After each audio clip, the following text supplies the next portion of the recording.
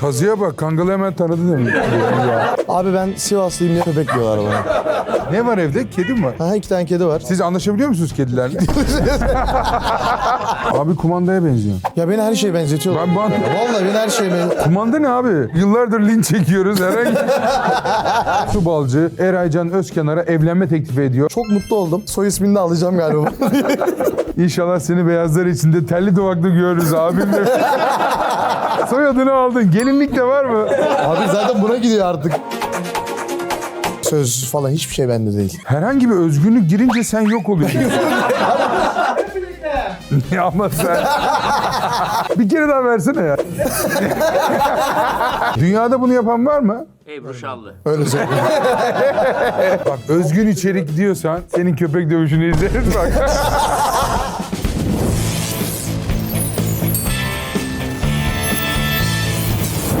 Evet, Linç Ete'ye hoş geldiniz. Linç Ete'nin bu haftaki konuğu Eraycan Özkenar. Teşekkür ederim. Genelde Eray deniyor ama ben full söyledim adını böyle. İlk defa bana Eraycan dedin. Onu hissettim. Pardon ilk dedin ne? Pardon. Dedi. Yani şöyle abi bana Eraycan demiyorlar. Eray Özkenar genel olarak. Öyle mi? Aynen, ben- Canı kullanmıyor musun sen de? Yo, Sevmiyor ben musun? kullanıyorum, seviyorum da millet galiba sevmiyor. Onu anlayamadım. Millete sevdiremedim abi. Nasılsın, iyisin? İyiyim, teşekkür ederim. Hoş Sen geldin. nasılsın? İyi vallahi, güzel. Nasıl gidiyor yayıncılık dünyası? Keyifler yerinde mi? Güzel valla. Sabahlara kadar yayın yapıyoruz. Yapıyorsunuz. Onun haricinde 7-8 saat full tempo yayın. Ya ben şimdi az çok yani yeni öğreniyorum. Yayıncılık dünyasını biraz daha derinden diyeyim. Az çok biliyordum ama şimdi işte Ataberk'le Çağrı'yla falan program yapınca ne kadar zor bir iş yaptığınızı gördüm. Ama izlenen de çok az insan var. Sence senin farkın ne? Yani ben nasıl derler birazcık daha böyle hani daha içten hani böyle arkadaş ortamı gibi, lise ortamı gibi bir ortam var bence biraz. Ataberk'le Çağrı'ya göre daha içten biri misin demek istiyorsun? Tabii ki de. Böyle Verdim abi. malzemeyi. Yeterince Yakaladın direkt. Yeterince yayıncı geldi. Artık birbirimize sokma vakti başladı. Tabii mı? ki de. Buradan sonra zaten böyle devam eder. ama. Sen daha samimisin onlara. Daha Yok, içten. ya estağfurullah öyle bir şey değil de yani hani nasıl derler onların da hitap ettiği insanlarla daha yakındır şeydir falan. Bizimki de aynı şekilde öyle aslında. Çok kesişim kümesi var mı ya? Ama ya aynı anda gerçi yayın açtığınız için ya da ona dikkat ediyor musunuz? O kapı Yo. yokken yapayım falan.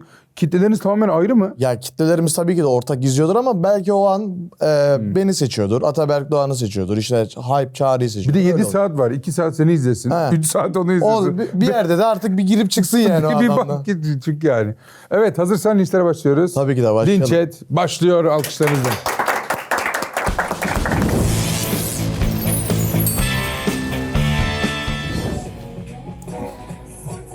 Çok iyi dans ettiğimi düşünüyorum bu arada. Çok iyi. Tadında bir seksapalite var. Anlamıyorum şu bir yerlerini açıp ünlü olan insanları. Değil mi? Çok haklı bir yorum bu arada. Ya ben şöyle bir şey söyleyeyim bu linç hakkında. Bir yere kadar iyi gidiyordu. Bir yerden sonra artık başlamak gerek olduğunu düşündüm bu şeye. Ben de dedim açayım ne yapayım. Yani bir yerden sonra gerekiyor değil mi şöhret? Tabii ki de lazım. Bazı özveri, bazı şeyleri yapmak gerekiyor galiba ya. Yani sanat için soyunma gibi bir kavram var ya. Yayıncılıkta da var mı? Yayıncılıkta da bu biraz evriliyor buna artık yavaş yavaş. Bu kaçıncı saatte başlıyor soyunma? Ona göre diyorum.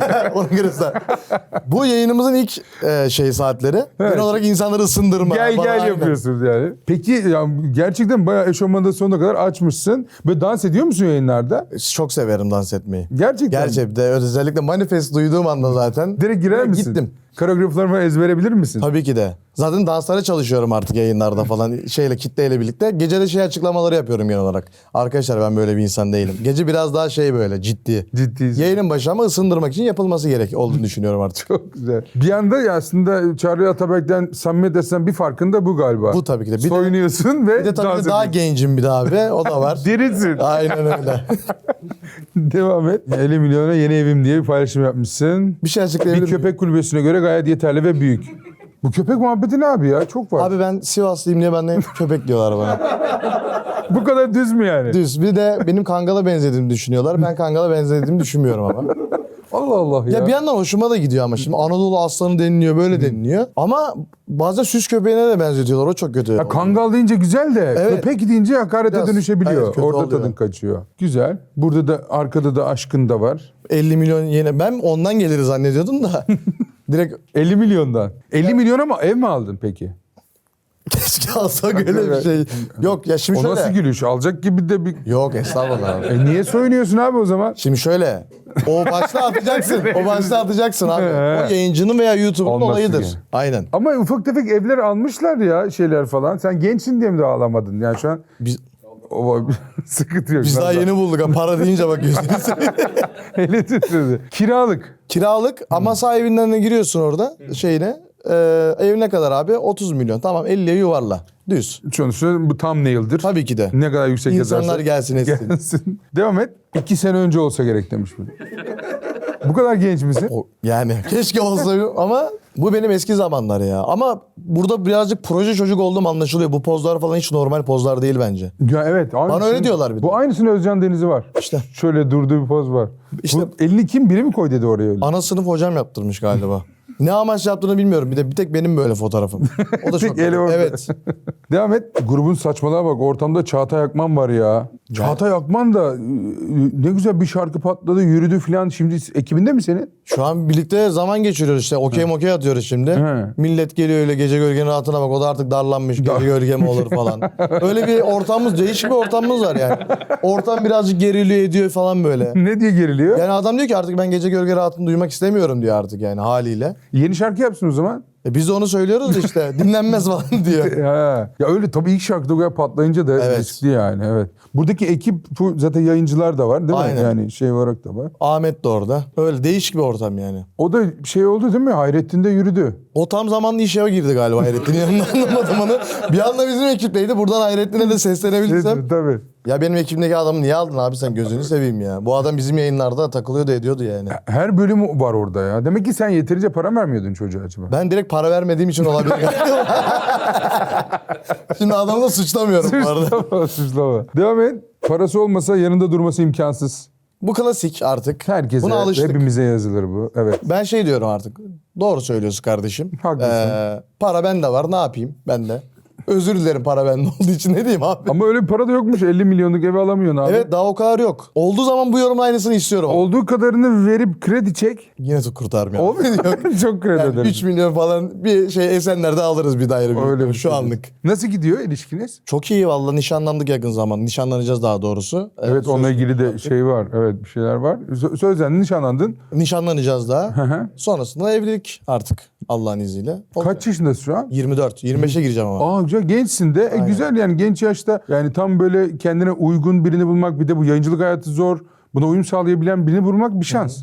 Evet ya biz zaten hani bayağıdır bir birlikteyiz. Artık bir şeylerin de hani adını koymak istiyoruz aslında. Nişandan sonra da fazla uzatmadan evlilik yapmayı Evlilik. düşünüyoruz. Hadi Hayırlısı olsun. Hayırlısı Bakalım. olsun inşallah. Güzel evinizde alırsınız 50 milyonu. Devam edelim. Sen taktın bakalım. Devam et. Ne yapıyorsun aşkım? İyiyim tatlım sen. Ben de iyiyim. Hadi başlatın canım. Başlatıyorum aşkım. Acaba yenge bu konuşmaları duyarken ne hissediyor?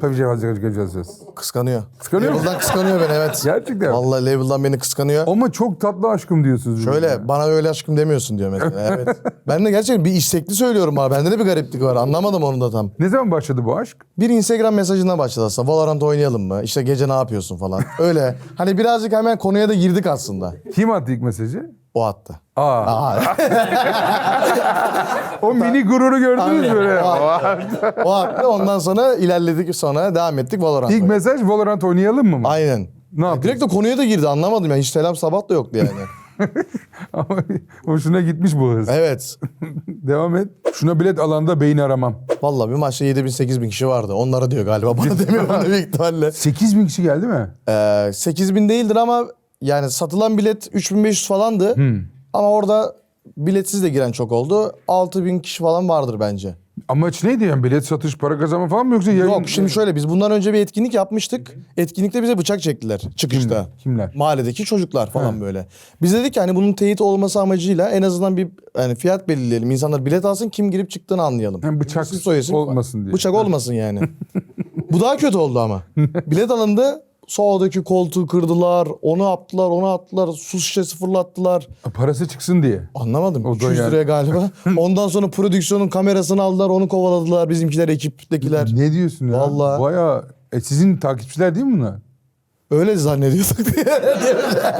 Bence öyleler de. Sen sabahlara kadar yayın yaptığın Aynen. insanlar onlar mı? Ya çok naif adamlar duruyorlardı chatte falan da. Bilmiyorum bir şey oldu. Oraya gelince demek ki atmosferden dolayı bir şey olmuş yani. Ama yenildiğiniz için olabilir mi bu kızgınlık? Sanmıyorum ama. Nasıl sanmıyorum? 5 yemişsiniz abi. Ya yine 5 yedik valla. Fix 5 yiyoruz bu arada halı saha etkinliklerimizde falan. Ha, bu Mertcanların takımından daha önce de 5 yediniz mi? Başka takımdan 5 Yok 5-2 yeniyorduk. Ondan sonrasında bir kaleci sakatlığı falan yaşadık. Sonrasında orada yenildik. Bir o iç sahada yenildik bir de dış sahada da yenildik yani. Niye iddialısın sen bu işte? Yapmam. Bir yerde hani bari bilet Ya satma bu sefer falan. olacak diye düşündük. Olmadı. Neden Yapacak bir şey yok. bir transfer mi yaptınız? Neye güvendiniz? Hani bir şey var mı yani? Yani yeni transferde aslında şöyle çevremizdeki insanlardı birazcık. Takımlardaki oyuncular kim? Yayıncı mı herkes? Ya Bunlar- şöyle bizim takımda işte Canbay vardı. Ondan sonra Toşko vardı. Hani bilindik insanları. Sonra... Toşko falan sizin takımda da oynuyor. Bayağı. O oynuyor her yerde oynuyor ben de anlamadım. Bizim takımdan mı değil mi onu anlayamadık da. Oynuyor yani. Ondan sonra bir tane YouTuber arkadaş vardı kalede. Öyleydi. Karşıda da Galatasaray'ın ikinci kalecisi falan vardı diye bir şey başladı. Nasıl? Mertcan öyle bir takım mı yapmış? Yok ama Mertcan bayağıdır bu içeriği ürettiği için onun takımı oturmuş bir takım bir de. Oynuyorlar ediyorlar ama bir tane profesyonel bir kaleci vardı yani. Hadi be. Vallahi vardı. Sen de o zaman şey yap abi, bir tane profesyonel birini indir. Hiçbir şey değişmezdi galiba. Ben yani max 5-3 olurdu. Yani öyle söyleyeyim. Yani sen takımdaki problemi kronik buluyorsun. Çözemezsin yani. Şöyle takım bir yere kadar iyiydi ama düşüncede iyi, pratikte iyi. O sahaya girdiğimiz zaman işte benim konserim var ben gidiyorum. Yarısında Bu gidiyor. arada buradan da çok teşekkür ederim Can Bay abiye. Adamın konseri vardı Nevşehir'de. Halı saha yaptı. Nevşehir'e gitti. Nevşehir'e gitti çıkışta direkt. Allah Allah. Maçın yarısına çıktı. Ben kardeşim konsere gidiyorum. Dedim abi görüşürüz. 5-2 yenilmek için burada zahmete girdi. bir de. Vallahi. Zaten Çıktığında sonra- kaçtı? Çıktığında 2-1'di. Dedim abi dur konseri burada yaparsın. 8.000 kişi var burada. Yok dedi kardeşim ben gidiyorum. Gitti 5-2 yenildik. 5-2 yenildiniz. Ya çok bir şey kaybetmedi aslında o.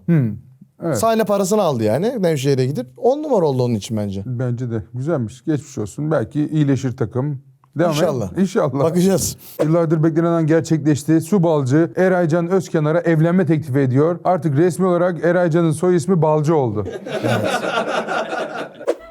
Ya Hanım evlenebilir miyiz? ne aldın bana? Ne aldın bana? Yani öyle direkt. Biz bir farklılık olsun dedik artık. Bu, haberdardın bundan mı? Yok. Benim haberim yoktu bu arada. He. Bir anda oldu falan diye. Beklemiyorum. Ya ben yayına girdim. Ben her zaman ama yayında şey şakasını yapıyordum. Bana sen evlenme teklif edeceksin falan diye. O da galiba çok ciddiye aldı. Bir anda hani ben etmedim o etmedi falan fistan dedik ya. Bu çocuk iyi ilerliyor. Ben artık bir evlenme teklifini edeyim. Bir anda yayında öyle bir şey oldu. Şakası bir yana harbiden ben de şok oldum. Harbiden haberim yoktu. Çok mutlu oldum. Soy ismini de alacağım galiba. Biraz senin hani böyle hanımcı olmanla ilgili de bir geyikler dönüyor gibi. Çok dönüyor. Değil Yani mi? şöyle ben çok seviyorum onu. Ne O güzel. yüzden hanımcıyız yani. Ne öyle derse söyleyeyim. yaparız diyorsun. Tabii ki de. Hiçbir şey yok. Ya yayıncılık dışında sosyal biri misin? Çok fazla dışarı çıkmıyorum ya. Hani nargile kafeye. Hani Öyle mi? öyle şey ortamları yok hani böyle işte Eray Can Özker işte ya da ünlü tayfa bu yayıncılar acaba ne yapıyor yayın kapattıktan sonra? Valla nargile içiyorum. Nargile. Hiçbir şey yapmıyorum. Onun sonrasında Birlikte nasıl vakit geçiriyorsunuz? Birlikte mi nargile birlikte işte vakit geçirmemiz çok sıkıntı oluyor aslında. Şimdi o diyor ki işte ben TikTok'ta bir yer gördüm oraya gidelim. Ben de diyorum ki Ocakbaşı yapalım. Burada problemler çıkıyor genel olarak. Genel olarak onun istediği oluyor. Çünkü güzel yerler buluyor gerçekten ama ben oraya gittiğim zaman doymuyorum. Ha, yemek şeyi olmuyor. Ya Ha. mesela bir restorana gidiyor çok böyle bir hani nasıl derler? Ha, senin Şaşalı. kız arkadaşının dışarı çıkma amacın doymak mı peki? Hani Evet. Yani yemek yemeye gidiyorsa benim amacım doymak. ama yani birlikte vakit geçirmek, güzel tabii bir ki yere de. gitmek, otantik evden yemek ye çık abi. Hani önemli olan ortam İşte değil mi? Olmuyor. Şimdi bir kere parayı veriyorsun ya öğün artık. Abi benim taktiğim odur mesela. Öyle mi? Yemek yiyip giderim yemeğe. Bu çok iyiymiş. Hem de orada kesin yetmeyecek. Evet, Yetsin diye de hep o kadar öyle oluyor, masrafa biliyor musun? gerek yok. Vallahi hep öyle oluyor. Konsepti beğenmek, abi burada güzel vakit geçirmek falan filan. Bundan sonra tavuk pilav yiyip çıkacağım. Tabii olur bak Vallahi. kesin doyurur. Bence de. Önden bir doy yani. Devam et. Önce Eraycan Özkenar Counter Strike takımı açmayı düşünüyor. Cahreyn aç demiş sana Counter Strike. Çoluk çocuk para eziyor diye yorumladım. Counter Strike takımı kurmayı çoluk çocuğun parasını yiyorsunuz diye yorumladım. Çoluk çocuk sadece CS'de para ezmiyor bence diye düşünüyorum ben de. Peki bu yayıncılara hani çocuk işte sizin takipçilerinizden para kazanmanızla ilgili öyle bir eleştiri var değil mi? Yani Çocuklar- şöyle hala şey tam olarak adapte olamadılar bence. İşte yayın yapıyor para kazanıyor. Niye bu kadar çok linçlediklerini ben anlayamıyorum bazen. Şey başınıza geliyor mu yani? Diyelim ki bağış mı deniyor? Para Aha. yolluyor mesela çocuk. Sonra da hani atıyorum fazla bağış yollamış. Ailesi seni bulup parayı geri ver falan. Yok hiçbir zaman öyle. Ya ben çok büyük bir yüksek miktarda bir bağış almadım bu zamana Hiç kadar. almadın mı? Yok almadım. Ataberk'in 200 bini var. Ataberk Doğan ne yapıyor ben Abi anlamadım 200 ya. bini arabanın üstünü tamamlamışlar. Sende öyle bir şey olmadı mı? Ataberk Doğan şey sistemine geçti ama bence. Bu paralı abonelikler falan var ya. Ha. Bence onu yapıyor diye düşünüyorum ben. Ay adam yok, tanıyormuş, seviyormuş. Arabasını tamamlasın. Sen de evinde eksik var ya. Umarım bana da gelir. 30 30 milyon. milyon ev alalım bari. Alalım girelim. Yok insanlarda şey... Gerçek anlamda ben 50 milyonluk ev almak istiyorum desen. Hadi arkadaşlar ele kuvvet desen. Öyle bir coşku olur Abi mu? millet niye versin o kadar para yani? Abi açıyorsun abi oranı buranı versinler biraz. Ha işte olmuyor abi denedim olmadı işte yani yapacak bir şey yok ona. Ama insanlarda genel olarak şey var abi donate'lerden geçimimizi sağlıyormuşuz gibi. Böyle bir şey yok aslında. Biz şu an bir platformda yayın yapıyoruz bize saatlik olarak bir ücret ödüyor. Asıl kazancınız da o Aynen asıl platformun verdiği para. kazancımız o ondan sonra sponsorluk gelirlerimiz oluyor şey oluyor. Donate yüzde kaçıdır gelirinin mesela aylık geliri? Benim mesela Kabaca yani. %20'si falandır büyük He. ihtimalle. %80'i. Ben hatta yani donate şeylerinde bile para genel olarak çekmiyorum, etmiyorum zaten. İnsanlara genel olarak onları dağıtıyorum. İşte Steam cüzdan kodu olur, oyun kodu olur falan. O şekilde etkinliklere harcıyoruz aslında. Ha. Devam et. Minecraft kostümü giymiş Kangal. Ha bu Kangal Evet, dedikleri. bu klasik yine. Burada da Minecraft yayını yaptık bir tane konsept. Yurt dışında olan bir konseptti.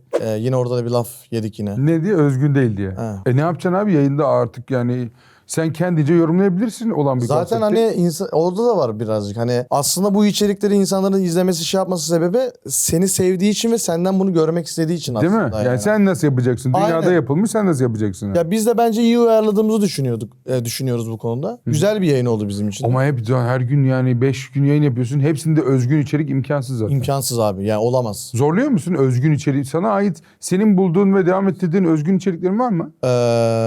Düşünüyorum. Yok mu lan hiç? Sorduk o kadar. Vardır ya. Şimdi öyle demeyelim. Ama yani futbol role play bir şey vardır ya. Onların hepsi Yok yapılıyor. abi hepsi aslında yani Yapılıyor. gün sonunda yapılmış Oyun şeyler. oynanıyor. Hani şimdi bunlara benim kendi özgün içeriğim desem kendimi kandırmış olurum yani gün sonunda. Hayır YouTube içeriği açısından özgünlük çok önemli ama Aha. yayıncılıkta zaten olanı oynama, yapma falan Aynen. biraz da uzun bir yayın olduğu için her şeyi deneme, eskiden olmuş bir programı izleme falan gibi bir dünyası Ya var. şöyle aslında rapçilerle birlikte mesela bir şarkı yaptık mesela birlikte. Bu da bir özgün bir şey değil ama hani yayıncılık sektöründe ilk deneyen insanlardan biri olabilirim. Diğerleri de yapmıştı şimdi bilmiyorumdur belki.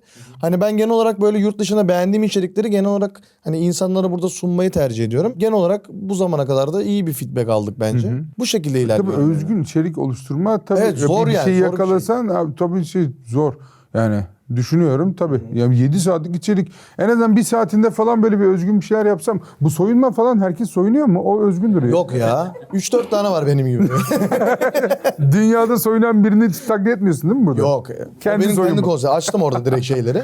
Adidas'ın böyle Aynen. yırtma falan sana ait gibi duruyor. Devam et. 500 bin takipçi için hepinize sonsuz teşekkürler arkadaşlar. Nice daha fazlalarına demişsin. Ne güzel yazmışım ya. Ağlıyorsun her videoda. Ne yapak? Abone oluyoruz biz de. Ya ne güzel teşekkür etmişim. Buna bile laf atıyorlar. Ben anlamıyorum ya. Abone olun diye ağlıyor musun? Yok arada. Yok öyle bir şey de değil ya. Yani Bu şey için mi? 500 bin Instagram mı? Neresi? bu Twitter mi? YouTube galiba. Aynen YouTube tarafı. Ha. YouTube için hani teşekkür etmişim insanlara. YouTube sizin zaten yani yan gelir gibi bir şey. değil mi? Aynen. Kick'teki şeyleri alıp Aynen. oraya koymaca YouTube. Ha. Devam et. Dostlarımı azalttım. Bir baktım düşmanlarım da azalmış. Güzel laf. Çok iyi. Güzel laf. Abi azalan sadece dost düşman değil saçlar da azalmış. He ya. Saçlar gitti topik kullanıyorum zaten. Evet Gerçekten mi? gerçekten. Nasıl ya? Var Ya gibi. seyreklikler var. Baktım bende yayında çok dalga geçiliyor. Bunun çözümü ne abi? Topiği Topiği. döküyorum şöyle yayın öncesi pudra şeker gibi. Ama topiği döktüğünde gösteriyor musun yayında? Gösteriyorum. Ha. Benim öyle şeyim yok ya. Niye topik kullanıyorsun? Hiç kullanma. Yo ama çok seyrek gözüküyor. Var mı ailede genetik? Var. Baba, amca. Hiç yok mu? Yok. Gidiyor. Var, sen hiç Babam mi? kabullenmedi ama hala saçının gittiğini. Sen de öyle. Ben de kabullenmedim. O yüzden Kabullenmemek kendim de böyle. genetik. Ya ben şey diye artık kendimi avutuyorum. İşte kadının makyajı, erkeklerin topik. O kadar. Dünya düzeni artık. Ne yapalım abi? Ama ismi biraz sıkıntı. Topik. Topik. Aynen evet. yani. Topik güzel. Ama senin şu an topik mi ya? Vallahi Aa, merak ettim. var. Ha?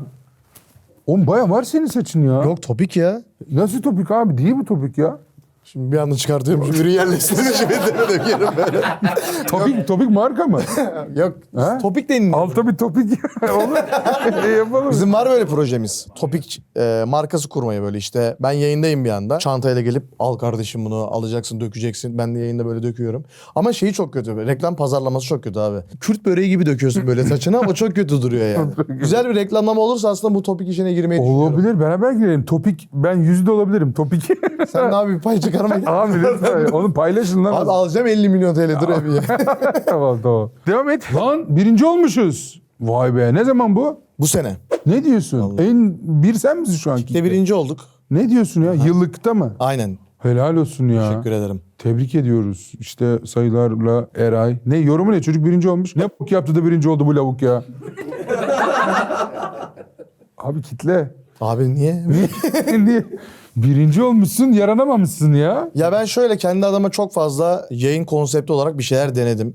Bu sene çok fazla aktif oldum o konuda. İşte Minecraft kostüm yayını yaptım. Halı saha organizasyonunu falan yaptım. Ondan sonra işte dediğim gibi o rapçilerle falan bir günde şarkı falan yaptık. Ya kendi adıma bir şeyler deniyorum. Hani yayın tarafı birazcık daha insanların gözünde şey olarak bakılıyor. İşte oyun oynuyorlar. İşte para kazanıyorlar. İşte ben bunu birazcık daha kırmaya çalışıyorum. Çünkü şöyle bir şey var. İnsanlar da artık birazcık böyle tabii oyunu izlemeyi yine seviyorlar ama bir yerde de artık böyle o eskideki YouTube'daki şeyleri de görmek istiyorlar yani. Ben de yayın tarafına birazcık onu getirmeye çalışıyorum. Onu getirdim daha doğrusu. Tabii ki de diğer yayıncı arkadaşlarım da yapıyor bu arada. Bu sene de bence bu yüzden birinci olduğumu da düşünüyorum, açık söyleyeyim yani. Bir rekabet var mı ya? Ben bir oldum, sen iki oldun falan. Yo yani Ataberk abi bile hani geçen gördüm Twitter yorumuna falan atmıştı. Eray bu sene hak ediyordu falan diye. Hani yayıncılık ortamında öyle çok fazla bir kaos, drama olmuyor yani. Çünkü herkesin birbirine karşı bir saygısı var. Çünkü statlar ve istatistikler belli yani. Bu da şey gibi oldu birazcık. Hayırdır lan falan. Evet. Ben biriyim falan. Yani her şey ortada diyorsun. Bir şey diyemezler. Ya bu tarz işler abi senin de bildiğin gibi zaten her sene bir tane birisi çıkıyor yani. Birisi daha iyi oluyor, daha iyi iş yapıyor, daha iyi yerlere geliyor. Senin ilk birinciliğin mi bu? Aynen bu sene Ha, ilk. ilk. Kick Rank dediği de dünyada mı? O aynen globalde de 18. Globalde 18. Aynen. Vay be. Kick ne yapıyor mesela böyle olunca? Yani bir şey oluyor mu? Ek prim yolluyor mu ya da... Yok öyle bir şey. Yani iletişim şu an yok orayla. Aa, Aynen. bu kadar yayıncılık bilmem ne falan. Eskisi gibi değil ya. Öyle mi? Biz de zaten yayıncılar olarak ona birazcık sitem etmiştik bir dönem. Aa. İnsanlar çok yanlış anladı. Sonrasında biz de devam ettirmedik. Neyse yayıncılar olarak. muhatabınız yok mu şu an? Eskideki olduğu gibi yok. Biriyle şey yapamıyoruz şu an. Ya bir sıkıntı yaşadın. Türkiye'de bir temsilcilik o bu falan yok yani. Aslında Yani- müzisyenlerin Spotify'da yaşadığı hikayeyi siz de mi yaşıyorsunuz? Evet yani şöyle bir durum oluyor aslında. Mesela bir problem oluyor. Yayınlarımızda falan böyle atıyorum bir dönem böyle bot basıyorlar ediyorlar. Ondan sonrasında işte hani bir şeyleri sormak istiyoruz ediyoruz. Genel olarak aldığımız cevap hani biz buna bakmıyoruz. Biz buna hani o kadar bir şeyimiz yok. Bana. Oluyor ya aynen. Allah Allah. Devam et. Abi kumandaya benziyor. Ya beni her şeye benzetiyorlar. Ben- ya. Vallahi beni her şeye Kumanda ne abi? Ben de anlamadım. Bak yıllardır linç çekiyoruz. Herhangi birinin kumandaya benzetildiğini duymadım ya. Ne demek kumanda? Ben de anlamadım. Ben aranızdaki bir şaka mı dedim mi acaba? Yok şaka değil de bana birazcık daha çok erotik bir şey gibi geldi bu. Hani sürekli basılıyor ediyor ya. Acaba ondan dolayı mı söylediler ya bana? Ben hiç onu düşünmemiştim ya. Sana basıyoruz anlamında Sen mı? beni bulsana kardeşim ya. Bundan dolayı mı dedin bana? Acaba komando mu demek istiyor ya? Yeşil Yok falan. kumanda. Kumandana benziyorsun olabilir. Hayır ya. Net kumanda Ben yazmış de böyle bir şey abi. düşünüyorum acaba çocuğu... Montta çok böyle renkli basma yerleri falan. Logo Neler mogo. gibi duruyor. Aç kapa gibi duruyor. Ama bu sana basarız çok fenaymış ya. Adamlar en kötüsünü düşünecek kadar Biz artık tecrübeli linç Orada konusunda. artık abi. Alıştık artık biz. Alıştık. Yeni tanıştık böyle bir insan değilim. Onu söyleyeyim. Bir gengim falan yok. Ama güzelmiş ya şarkıda. Sen mi yaptın şarkıyı? Birlikte yaptık. He. Söz falan hiçbir şey bende değil. o kadar. O kadar şeyim yani. Arkadaşım yazdı, benim elime verdi. Gittim okudum çıktım. Herhangi bir özgünlük girince sen yok oluyorsun. Ben şimdi anladım insanlar bizi niye eleştiriyor. Program beni aydınlattı. Ne sıfırdan mı yaratacağız? Ben yokum. Ya burada da eğlence amaçlı bir şey yaptık. Hani Evet. öyle bir iddiamız vesaire falan yok. Şarkıyı koydunuz mu Spotify falan öyle? Koyduk. YouTube'da 1.200.000 dinlendi. İyi. Evet, Vay. Spotify'da da 600.000 mi 800.000 mi ne dinlendi. Vay be. Yine yapılmışı yaptın. Söylenmişi söyledin. Paranı aldım. Para aldın. Mükemmel ya. Ver bakalım lincini. Ereğin kısmı gelince yatalak dedem ayağa kalktı kapattı. Allah razı olsun kangalım. Yani güzel bir şey vesile olmuşum. Bence bu linç değil bence. Bu dedeyi bu ayağa değil bence. kaldırmışsın ya. Devam et. Müzik zevkiniz %99 uyumlu. %1 demişsin. Şarkı duyunca Türkiye'den çekilme hamlesine hız kazandırmışlar dedim. Zaten ondan sonra incelenmeye falan başladı Spotify. Bir şey oldu ya, anlamadım onu. Allah. Hep de Senin bizim- şarkıdan sonra. Allah. Devam et. Ya ama sen... Bunu hiç görmemiştim ya. Bu Özgün ya.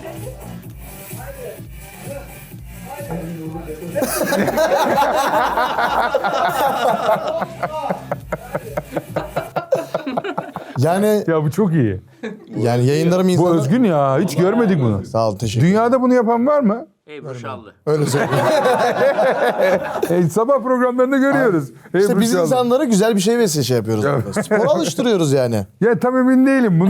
Bunu görüp ben mesela spora ben de başlayayım olmadım. Ya ama şey gibi düşün. Hani o bir tane abi var ya mesela, dans ediyor böyle işte bisikletin Ha, karşısında. evet, coşkulu. Onu yapıyoruz Onun işte. gibi Bak de- adamlar nasıl motive olmuş. Berlinci spordan soğuttun aman abim demişti. Galiba buradaki herkesten de öyle oldu. Bir kere daha versene ya. Çok güzel. Videoyu ver azıcık daha izleyelim. Coşkun çok iyi ya. Hey. Yayını halinden açması da çok iyi. Bak yine o yırtık eşofmanı giysen bir tık daha fazla şey olabilir. İşte bu ara sahne kıyafetim ona uymuyordu yani, öyle söyleyeyim. Bunu... Bu kaçlı spor yapıyorsun? Bu saat kaç burada? Burada saat büyük ihtimalle 8 veya 9 olması Ha, lazım. akşam yine Aynen. uyumadan önce. İşte yemeği yedin artık bir sindirmek için son uyumadan önce o bisiklete git. Yapıyorsun. Ne kadar yapıyorsun bunu? 5 dakika falan içerik için. Her hafta bir tane 5 dakikan var mı? Böyle her gün böyle mi Yok, giriyorsun? şimdi benim artık yayınlarımın aylık olarak bir konsepti oluyor artık. Ha. Mesela bu dönem spor konseptiydi büyük ihtimal. Bir ay boyunca yaptın onu. Yani o aralıklarla yapıyorum Ha. böyle. Mesela o biraz önce izlediğimiz video dans konseptiydi. Şu an ona çalışıyorum birazcık. Her yayına böyle girsen olmuyor mu mesela? Artık oturtsan bazı şeyleri. Şey mi direkt böyle danslar? Hayır, şey. hayır sporla başlıyoruz biz yayınımıza gibi bir geyik olsa. Olabilir. Herkes hazırlansa şey olsa. Çünkü ben çok sevdim bunu ya. Bunu çok büyük beğendin mi? geyik. Bak bu Evet. Özgün, tamam ben bunu alıyorum. Vallahi bu Özgün Tamam. değil mi abi? Tamam. Ben abi Bu bende o hadi zaman. şey Eray'ın spor saati başladı mı açalım falan. 8'de bir anda sen de geliyorsun Tabii değil mi? tabii. Varız ona yani. Çok güzel. Devam et.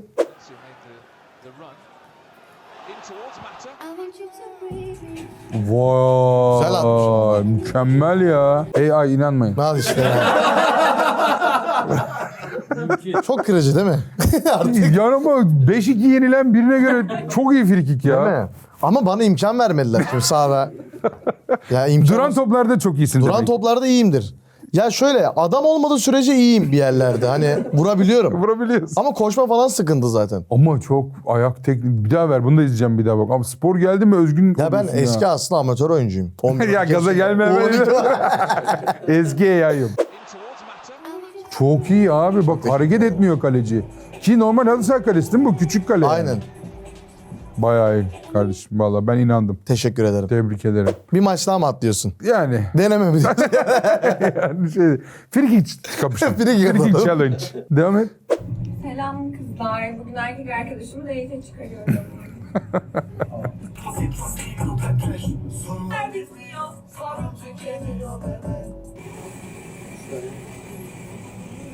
Çok yanlış tanıyacaklar ya.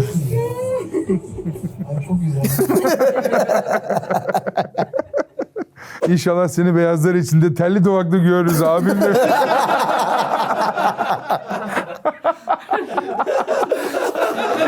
Yani soyadını aldın. Gelinlik de var mı? Abi zaten buna gidiyor artık yani, ben onu anlamadım da. Abi biz eşitlikten yanayız. Şöyle. Sen bir tık O eşit gelinlik değil. giyiyorsa ben de giyeceğim falan diyor. Ay çok güzel bir şey. Ya biz eğleniyoruz ya bu tarz şeyleri yaparken. Tabii. Kız arkadaşımla birlikte. Aslında burada da yapmaya çalıştığımız şey o yani. Bu peki yani birlikte yayın yapıyor musunuz? İçerik üretiyor musunuz? Yapıyoruz aynen. Mesela göz takip cihazlı date oyunu oynadık. Buraya gelmeden de bir kavga ettik tabii.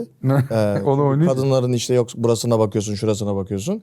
Ben de diyorum ki işte hani gözüm şey oldu, bakmadım. Umarım onlar da yoktur burada. Tam nasıl bir oyunu? Yani- VR'la mı oynanıyor? Yok VR'la değil, göz takip cihazı var. Ha. Oynuyorsun, ablalar geliyor. Oyunda geliyor. Oyunda geliyor. Ha? Sen amaç ne? Bakmamaya çalışmak.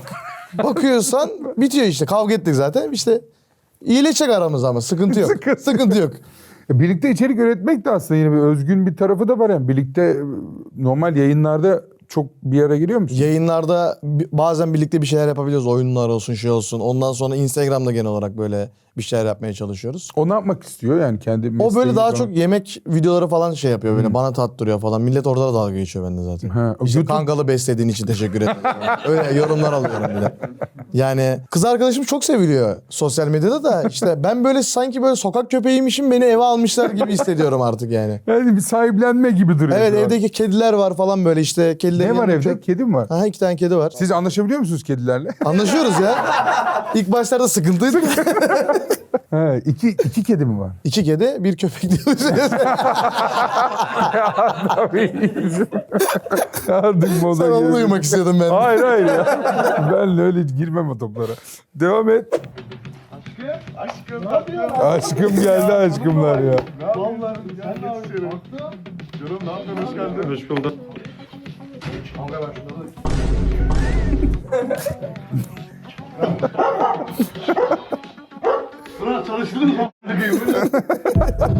Kazıya bak, Kangalı hemen tanıdı demek. Ya, oğlum çok yükleniyorlar sana ya. Ya şey vardı ya abi bir ara böyle YouTube'da falan işte köpek dövüştürme şeyleri falan vardı. Kendimi yemin ederim bu videoda öyle hissettim. Genel olarak sosyal medyada şu ara öyle hissediyorum. Yani millet sürekli beni bir köpekle falan böyle bir Bak kavga özgün ettiriyor. içerik diyorsan senin köpek dövüşünü izleriz bak. Yani izleriz. Yani inanılmaz ya. Kangalla böyle. Gerçek bir kangal alacaksın karşına. Zaten ona gidiyor artık. Bu işin sonu buna gidiyor yani artık. Devam et. Nonik Eray. Nonnik. Nonnik ne Nonnik. demek ya? Bu bizim kullandığımız bir tabir He. aslında. Bir şey değil aslında bu. Ha, chatte kullanılıyor. Ha, nonnik monnik birbirimize diyoruz öyle. Nonnik ama bilinen bir şey yani. Anlamı ne acaba? Bak baksana bir nonnik. Argo'da yumuşak erkek anlamı. Aslında doğru bir şey söylemiştim. Yani İbrahim Büyük çapar. şimdi benim Instagram profilini gördükçe böyle şeyler söyleyebilir. Doğru. Şey diyemem şu an İbrahim'e. Nonnik oldum mu şey Çiçek yapıyorum. alınıyor falan. Bana evlenme teklifi ediliyor. Yani sosyal medyada sanki beni eğlendiriyormuş gibi hissediyorum böyle insanlar, kız arkadaşım falan. Herkes seni Güzel bir şeydi eğleniyor. aslında. Devam edelim. Devam edin bir daha. Kim aldı bu abi? 2 kere üst üste 24 saat yayın yapmıştım. Yok bir kere yapmıştım 24 saat yayın. 24 saat yayını tövbe etmiştim sonra hatta. Siz anladınız mı ne oldu? Bir daha versene. Eray'a baksanıza burada bak. Ver bir daha. Abi sen de beni etiket ediyorsun. Evet evet. Bakın falan. Bak. Bir kere üst üste 24 saat yayın yapmıştım. Yok bir kere yapmıştım. Allah bereket versin. Tövbe etmiştim sonra hatta. Çok küçükken tabii yayın da. Tabii, Bu çok kız arkadaşının da başım belaya girmesin bu şeyden. Eski. Çok eski. ya. Bak korkuyor eski. Sesin içine Eski. Linkini ver. Hayatında ilk defa sevgi gören eşeğin 144p görüntüleri. Ben bir daha izlemem aga. Abi ben farkında mısın? Eşek de girdi devreye ya. Hayvanat bahçesi gibi. Ya Olamaz sürekli ya. eşek, nonnik, kangal. Bakalım daha ne gelecek. Abi burada da eski bir olay. Sevgilim yok. Belirtiyorum. Sevgilim yok. Ne? O zamanlarda. Ha, o zaman. Ha. Aynen. Bir yanaktan böyle bir şey alınca hani teşekkür ederim Allah bereket versin anlamında oldu bir olay. Çok ciddi bir olay değil. Kapatabiliriz. Ben riske girmeni istemem ya. Evet. Devam edelim. Oğlum senin yayınlar tamam ya. Sen yakaladın benim yayınları. Bu Geleceksin. yani peki canlı mı şu an abi? Anda TikTok'ta bu canlı yayın. TikTok'ta Hem bağlandınız TikTok'tan dörtlü.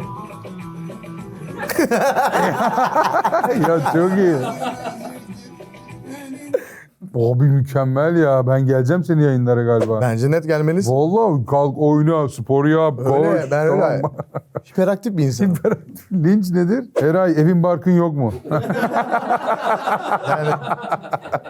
Diyorum ya abi her şeyden bir artık. Eray Her evin şeyden bir barkın- yakalanıyorum artık yani. Burada da şöyle abi yayındayız. Ne yapabiliriz? Artık sürekli oyun nereye kadar? Bir göbek atalım. TikTok'a girdik burada. Abi de bir anda bir başladı. Dans, eşlik etmeler falan. Yayının içinde TikTok'a Aha, aynen. girdiniz. Yayın içinde Orada da TikTok'ta- abiyi davet mi ettiniz yoksa Ha. bunu planladınız mı o Yok gün hiç için? planlama falan yok. Abi mi? yayındaydı. Yayınına girdik. Ha. Bizi kabul etti. Çünkü şimdi biz geldiğimiz zaman bizim izleyicilerle birlikte oraya gidiyoruz ya. Abi gördü orada bir izlenme artışını falan. Hediyeler medyeler. İşte devam ederken arkadaşlar gül atmaya devam edin falan. Öyle devam ediyordu abi Devam zaten. et. Aynen. Seni tanımıyor normalde yani. Tanımıyor, yok. Orada. Aa. Ama senin o sıra kaç takipçi geldi birden adam şok olmuştur yani. Yani bayağı gitmiştir abi. Değil mi? Ya o Aynen. sıra sizin aktif 5-10 bin oluyor Evet, adam evet. şoka girmiştir yani. Devam edelim. Ama bir gün burası da bitecek. Bunu da biliyorsunuz ama. O gün gelecek yani. Her güzel şeyin bir sonu oluyor Çelik gerçek anlamda. Bak bunu hiç zaman unutmayın. O yüzden o an keyfini çıkartın, bir daha yaşayamayacakmış gibi. Hep çıplaklık, dans, Biraz paralar göle değil abi işte. Sende de bu vardı. Derinlik de vardı. 50 milyon ev alamayınca. Oraya da girdi. O da var yani. Linç ne? 50K'lık kulaklık gelmiş biri. Ama hiç parayla alakalı bir şey dememişim ki orada. Ama işte 50.000 kulaklık var oradan atıp tutuyorsun. Sen 50 bin kulaklık var, sen üzülemezsin. Her güzel şey geçecek diyemezsin sen. Ya bu konuşmanın da şöyle bir olayı var abi. Biz böyle hep şey diyoruz işte 2020 çok güzeldi, 24 işte 22, 21 çok güzeldi. Ben de artık şey dedim. Arkadaşlar her zaman eğleniyoruz aslında ama anın tadını çıkarmıyoruz. Onun konuşmasıydı bu. Ama yine gün sonunda böyle bir zaten duygusal bir açıklama yapıyoruz. Pezevenk oturduğun eve bak. Pezevenk 50K kulaklık var. Böyle oluyor genel olarak. O yüzden de duygusala çok giremiyorsun yayınlarda Yani gibi. giremiyoruz yani. Genel olarak aldığımız yorumlar 50K, 100K telefon. Adam orada onun hesabını yapıyor. Ben duygusal konuşmaya başlıyorum. Ulan 200 bin evi olsa. O da Böyle şey devam olsun. ediyor yani. Devam et. Bir şey atıştırayım. Leblebi var mı? Ney? Atsana onu. Atayım kapatsana. Ya işte şişmanlığım. Hareket edemiyorum. Ya. Kağıdıyla attı bu araba. Aa ya inanılmaz. 40 dakikada 28.000 beğeni, ciddili bot basıyorlar. Yorum falan da yok denecek kadar az. Oo bot atıyor diyor. O adam kağıdıyla fındığı, leblebiyi yedi lan.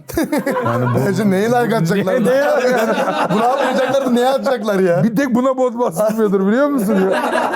Abi şöyle. Çiğniyordu abi yuttu Evet. mu?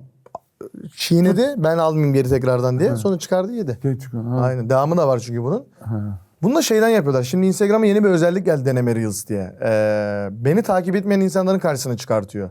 Ondan dolayı böyle bir like sayıları ve yorum sayıları aktif benim takipçilerim görmediği için çok fazla gelmiyor orada. Ha. Sonra ben kendi profilime çektiğim zaman beğeni sayıları falan vesaire falan yükseliyor. Arkadaş da bu yorum bundan yapmış büyük ihtimalle. Ha. Şu an videoya baktığım zaman Ne deneniyor dedin Instagram'da? deneme Reels. Bunu atıyorsun, takipçilerin karşısına çıkmıyor.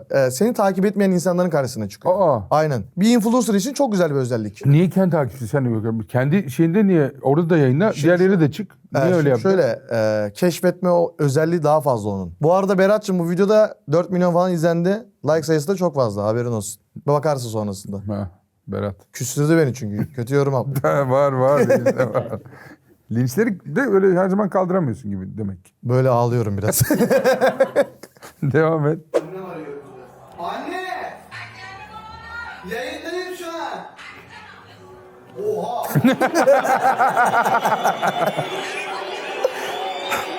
Ne oluyor ha? Ana, nere bura? Label konseri. Oo. Aynen. Siz locadasınız tabii. Tabi. Aşkının konseri. Aşkın konserine ben nerede izleyeceğim yani? Nereden izleyeceksin?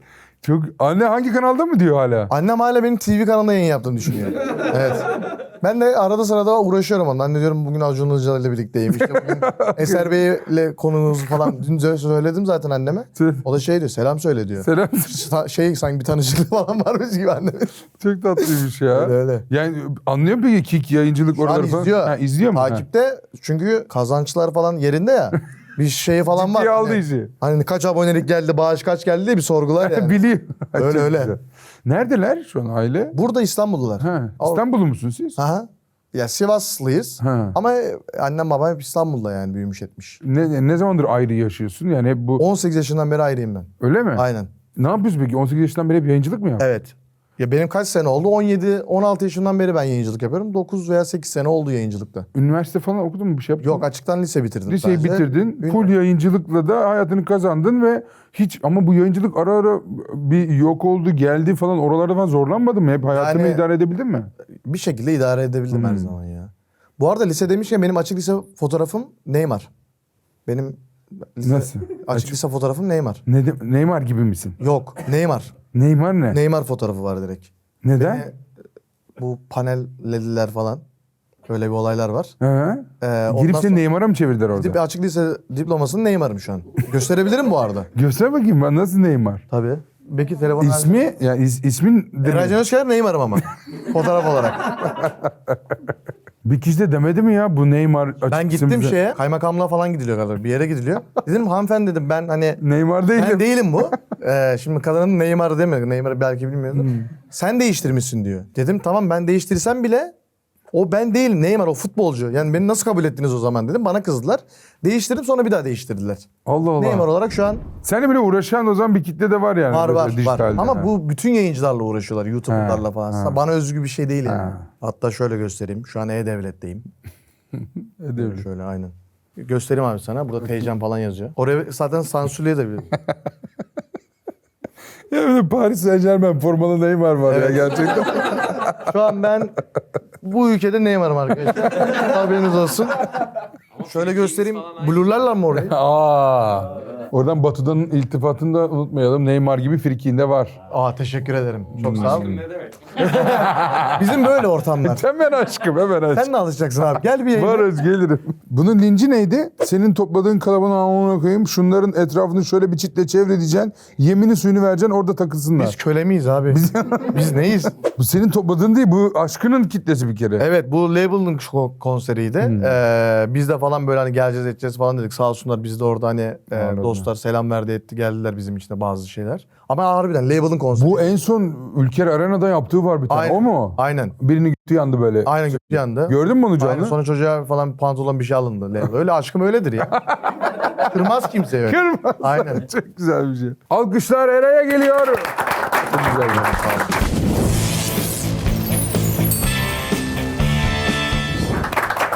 Güzel eğlendik vallahi, ağzına sağlık. Ne demek abi, Kardeşim vallahi çok güzeldi.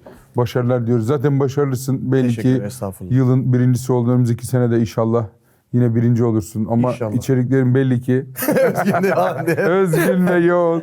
Yani dansından sporuna her yerde varsın. Her masada varsın. Teşekkür ederim. İnşallah önün açık olsun. İyi ki de geldin. Konuk müzesine hediyen. Yayın arka planımdaydı bu.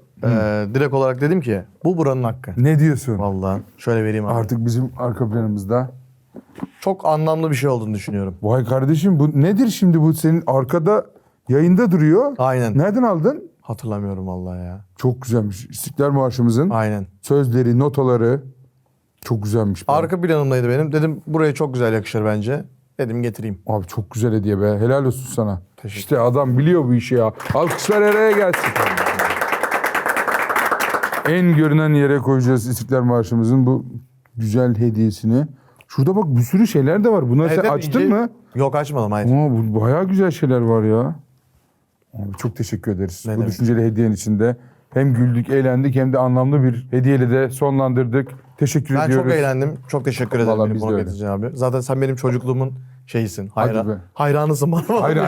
Çocukluğumun hayranısın. Ya ben çocukluğumda Çocukluk falan- aşkınım.